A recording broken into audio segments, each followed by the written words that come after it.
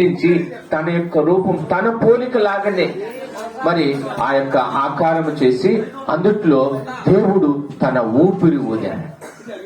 ఆ రీతిగా మరి జీవించే ప్రాణి జీవము మనిషికి వచ్చింది మొట్టమొదటిగా ఆదాముకి. ఆ రీతిగానే దేవుని ఊపిరి మనకు జీవం. మరి దేవుని వాక్యం అంటుంది మరి అపోస్తుల కార్యగ్రంథము 17:25 అంటాడు, మరి ప్రతి జీవికి జీవమును అనుగ్రహిస్తాడంట దేవుడు. ప్రతి జీవికి, అన్ని జీవులను సృజించింది దేవుడే. మరి జీవులకి మనకి తేడా ఏంటంటే వాటికి హృదయము, భాష ఉండదు. వాటికి ప్రాణం ఉంటుంది కానీ అవి మాట్లాడలేవు. మరి ఆయన పోలికలో అంటే ఆయన మాట్లాడతాడు గనక మనకు భాష. ఇప్పుడు భాష లేదనుకోండి, మరి అందరు మూగ సైగలు అయితే ఒకసారి ఊహించుకోండి. చూడండి, దేవుడు మాట్లాడే దేవుడు మన దేవుడు. అంతేకాదు మన దేవుడు చూసే దేవుడు. అందుకే మరి దేవుడు తన జీవాన్ని మనకిచ్చినందుకు కృతజ్ఞతలు చెల్లించాలి. ప్రభువా, నీ ఊపిరి నాకు జీవం, బ్రతుకున్నానంటే నీ కృపని కృతజ్ఞతలు చెల్లించాలి. అంతేకాదు దేవుడిచ్చిన మరి భోజనము చేసినా పానము చేసినా అంటున్నాడు కదా, అదే విధంగా మనం ఏమి చేసినా భోజనం చేస్తున్నప్పుడు ప్రభువా ఆహారాన్ని బట్టి వందనాలు. మరి ఇందాక చెప్పుకున్న వాక్యంలో 17:25 అంటాడు, మరి విత్తుటకు విత్తనమును తినుటకు ఆహారమును అనుగ్రహించే దేవుడు. మరి మనం విత్తిన విత్తనం ఫలించి మనకు ఆహారం రావాలంటే దేవుని సెలవ. అందుకే ఆహారము కొరకు దేవునికి వందనాలు చెల్లించాలి. మరి నీళ్లు కొరకు కూడా. మరి చూడండి, ఈ లోకంలో ఉన్నటువంటి సకల జీవులు మనిషితో కలిపి మరి ఆహారము లేకపోయినా బ్రతకగలుగుతాయి గాని నీరు లేకపోతే సకల ప్రాణి బ్రతకలేదు.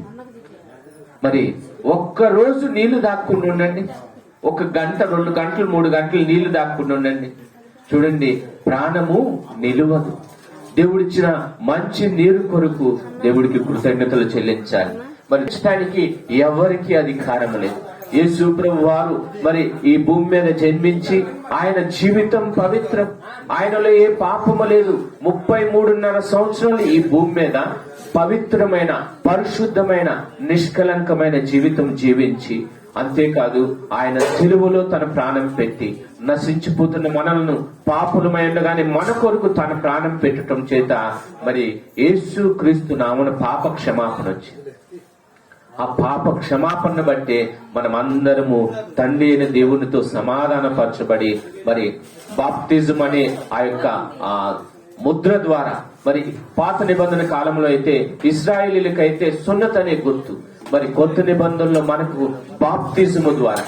నోవాహు కాలంలో అయితే ఆ ఓడలో వాళ్ళు తేలి 8 మంది ఆ నీటి ద్వారా బాప్తిజం పొందినట్లుగా ఎవరైతే యేసు క్రీస్తు నామమున బాప్తిజం తీసుకుంటారో వారందరికీ మరి దేవుడు పరిశుద్ధాత్మ అనే వరం ఇస్తానంటున్నాడు.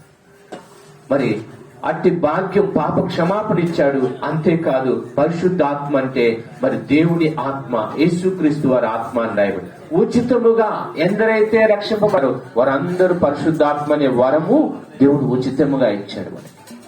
మరి దేవుడు మనకు అనుగ్రహించిన పరిశుద్ధాత్మ కొరకు దేవుడికి కృతజ్ఞతాస్తుతి మనం చెల్లించాలి. దేవుడిచ్చిన రక్షణ కొరకు కృతజ్ఞతాస్తుతులు చెల్లించాలి. దేవుడిచ్చినటువంటి కుటుంబం కొరకు కృతజ్ఞతాస్తుతులు చెల్లించాలి. దేవుడు అనుగ్రహించిన సంఘము కొరకు కృతజ్ఞతాస్తుతులు చెల్లించాలి. ఇట్లా ప్రతి విషయములో మరి ఈ రీతిగా కృతజ్ఞత చెల్లించడం మనం ఆరంభిస్తే మరి మన జీవిత కాలం అంతా కృతజ్ఞత చెల్లించినా సరిపోదు. ఆ యొక్క దూతలు మరి కెరూబులు గాని శరాపులు మరి వారు 2 చేతులతో తమ కాళ్ళను కప్పుకొని 2 చేతులతో తమ ముఖమును కప్పుకొని పరిశుద్ధుడు పరిశుద్ధుడు అని మరి ప్రతిగానాలు చేస్తున్నాయి. దేవుని ఎడల భయముతో. చదవండి ప్రకటన గ్రంథము 15వ అధ్యాయము 3 నుంచి 4 వచనాలు. వారు ప్రభువా, దేవా, సర్వాధికారి, నీ క్రియలు ఘనమైనవి, ఆశ్చర్యమైనవి, యుగములకు రాజా, నీ మార్గములు న్యాయములు సత్యమునై ఉన్నవి. ప్రభువా, నీవు మాత్రం పవిత్రుడవు, నీకు భయపడిన వాడెవడు, నీ నామమును మహిమపరచని వాడెవడు, నీ న్యాయ విధులు ప్రత్యక్షపరచబడినవి గనుక జనములందరూ వచ్చి నీ సన్నిధిని నమస్కారం చేసేదని చెప్పుచు. చాలు చాలు. చూడండి, ఇక్కడ దేవుడు జనములకు రాజు, ఆయనకు భయపడని వారు ఉండరు.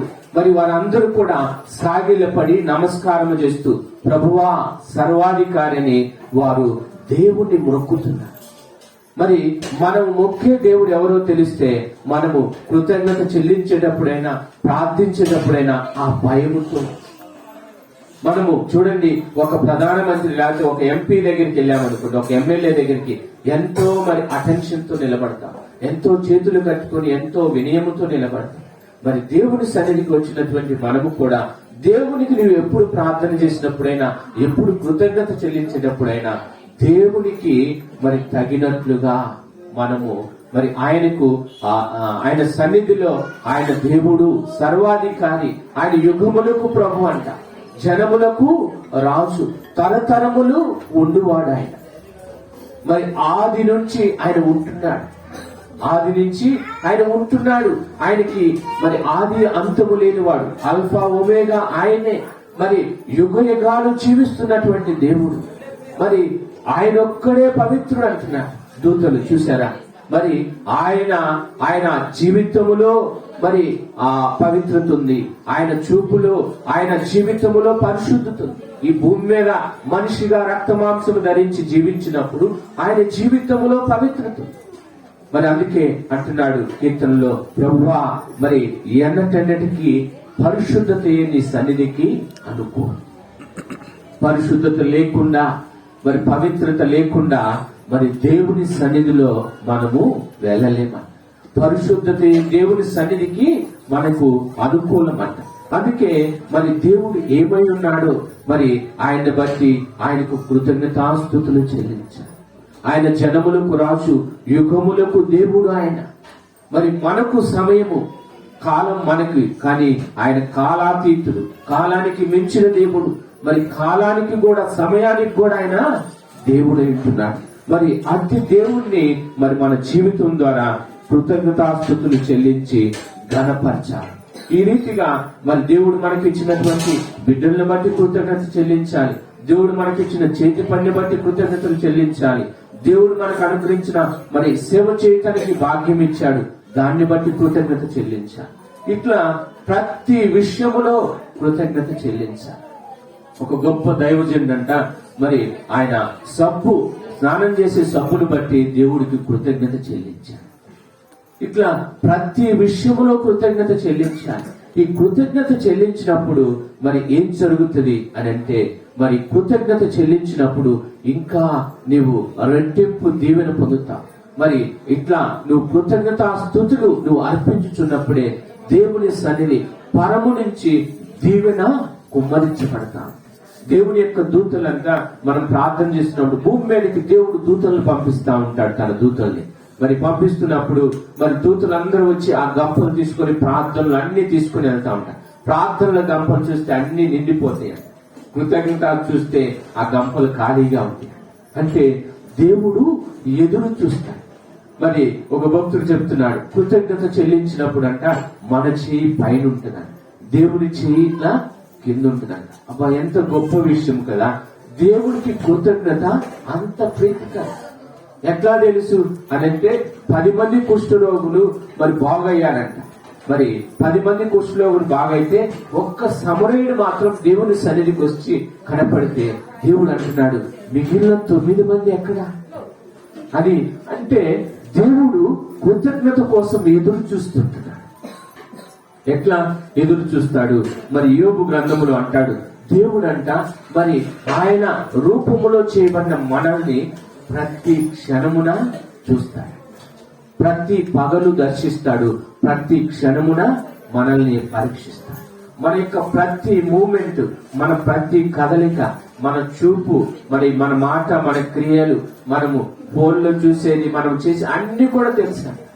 చూడండి, ప్రతి క్షణము, ప్రతి పగలు. మరి ఇంగ్లీష్ లో ఉంటుంది ఎవ్రీ మార్నింగ్ అని. ఎవ్రీ మార్నింగ్, ప్రతి ఉదయమున దేవుడు దర్శిస్తాడు.